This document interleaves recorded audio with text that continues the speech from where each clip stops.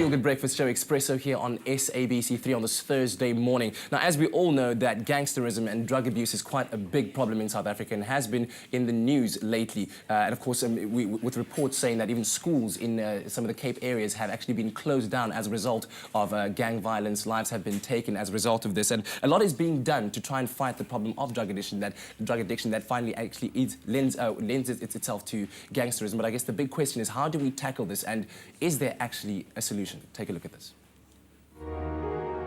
Gangsterism in South Africa is as rife as ever before. But an uneasy truce has recently been declared between two rival gangs, the Hard Livings and the Americans, in Cape Town. Despite the truce, the troubled Cape Flats is still enveloped in a cloud of fear and uncertainty, with an average of 3 gang-related deaths a week, many of which are innocent bystanders caught in the crossfire. And 16 schools have been closed as a safety precaution, with kids being the biggest casualty, many of which are brought into the gangs as young as 12. The gangs each have their own territory, which they fiercely defend. The police work hard to stem the violence, but guns are easy to come by as the gangs prepare for open warfare in broad daylight. In the underbelly of beautiful Cape Town, drugs are a way of life, and the situation has reached crisis point, with some urging the president to send in the army. So what are the solutions? But a recent report by Pondering Panda found that 34% believed that creating more jobs would be the best way to end gang violence, with 27% advocating more police on the streets, and 23% saying longer prison sentences for gang members would be the best way to end gang violence.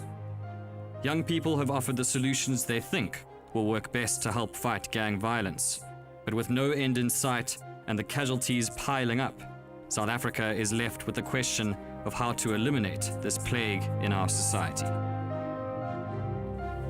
Now, here to try and help us understand the problem of gangsterism and its related drug addictions as well is a reformed gang member, former member of the Americans gang, Clinton Liederman. It's great to have him in studio. Thank you very much for taking the time to come and talk to us about, I think, this very, very important problem that we have in South Africa that needs to be addressed. Thank you, man. You're welcome. So let's talk a bit about your story. Bring us into the picture about how you got started. And, of course, you did something that many gang members never get to do. You got out. How did you get started, first of all?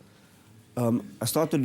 It eventually starts with. It firstly starts with drugs, and then from there, because of the lifestyle, the people you meet, and the places you go, you eventually get involved in the gangsterism as well. So I started with drugs at a late age. Was about 21. At that age, still not knowing what direction I wanted to go in life, and so experimenting was part of that. Finding myself, and I guess tried the wrong things. Started with weed and eventually, or marijuana, and eventually very quickly progressed to the hard drugs. So something I want to say as simple as that most people might see, or some people might see as not harmful because it's natural, whatever, it got you into that lifestyle and that led to that. So how did you get out though?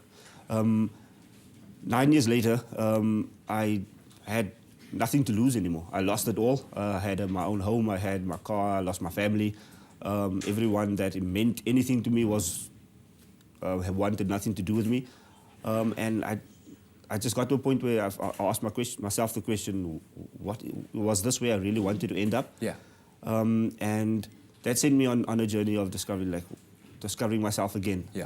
Although the drugs were still very much part of that, in that process, but eventually I met up with some friends who had made the change as well, and they took me aside and asked me what I wanted out of life. The same questions I asked myself. And I ended up in a meeting with a few other friends, and we all decided that night that that's the night we're going to change our lives. Let's talk about success after the gangster life. Right now, you and a couple of friends of yours operate a very successful business, I understand. That's correct. Tell me a bit more about it. My business? Yes. Okay, I have a business that I recently launched called Let's Go. It's a crowdsourced traveling app for commuters, public transit. Yeah.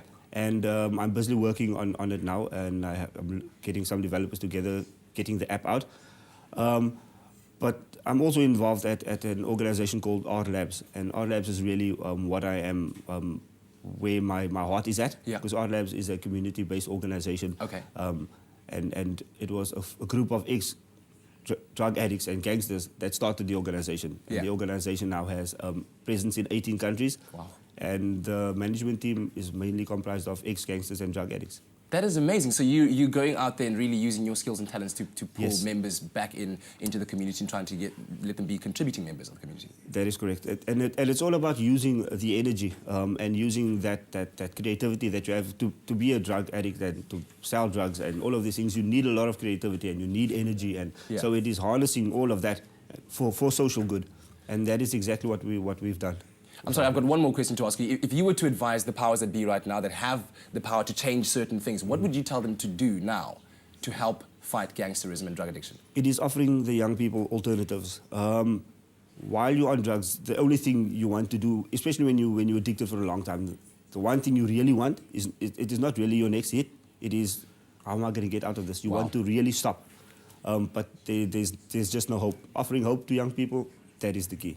Thank you very much, sir. Appreciate your time, welcome. appreciate your story, and I hope that your social media business and all that you do from here just kind of brings you all the success in the world. Thanks Thank you a very lot. much. Well, I think, as I said, to the powers that be, those that have the power to influence the situation, you heard it here first. Give young people alternatives. Let's create the kind of environments and the situations in which their creativity and their talents can thrive instead of, just shoving them off into the sideline and then it leading up to something like this. Thank you very much to Clinton for coming in. Right now, we're going to scoot on over to the kitchen, some cooking action. Ewan's in an apron. What?